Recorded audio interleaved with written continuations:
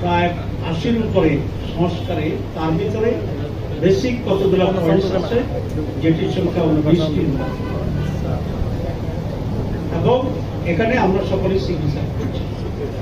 এখন যেটা প্রয়োজন সেটা হচ্ছে এটাকে আইনি ভিত্তি দেওয়া, এটাকে ইমপ্লিমেন্ট করা, এবং এই সনদের মাঝে যেগুলো আগামী নির্বাচন সংশ্লিষ্ট সেগুলোকে আগেই পাস করিয়ে তার ভিত্তিতে নির্বাচন দেওয়া, সেটা হচ্ছে ইম্পর্টেন্ট। আমাদেরকে এটা বলা হয়েছে যে এটা যে সমস্ত পয়েন্টে আপনারা একমত হয়েছেন সেগুলো নিয়ে সনদ, এটা সাইন করুন। ইমপ্লিমেন্টেশনের ব্যাপারে আমরা আপনাদের সাথে একমত হয়েই সেটা আমরা করব। আমরা আজকে এটা বাস্তবায়নের জন্য ওনার দৃষ্টি আকর্ষণ করেছি, উনি আমাদের সাথে একমত হয়েছেন যে এটা বাস্তবায়ন যদি না হয় তাহলে এই পরিষ্কার কর্মস্থল ছাড়া কিছু না। সে কারণে উনি বলেছেন আমি যথাযথ উদ্যোগ নেব।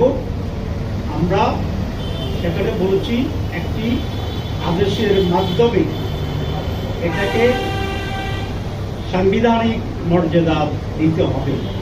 এটা কনস্টিটিউশন নয়, এটা হচ্ছে এক্সট্রা কনস্টিটিউশনাল অ্যারেঞ্জমেন্ট, যেটা কোনো সরকার এরকম একটি পরিস্থিতি পড়লে দেওয়ার জন্য। অধ্যাদেশ খুব দুর্বল, অধ্যাদেশে এগুলার সাংবিধানিক মর্যাদায় যাওয়ার মতো স্টেপ অধ্যাদেশে নেই, কিন্তু আদেশ ইজ ইকুইভ্যালেন্ট টু সাংবিধানিক পরিবর্তন পাওয়ার এবং অথরিটির দিকে।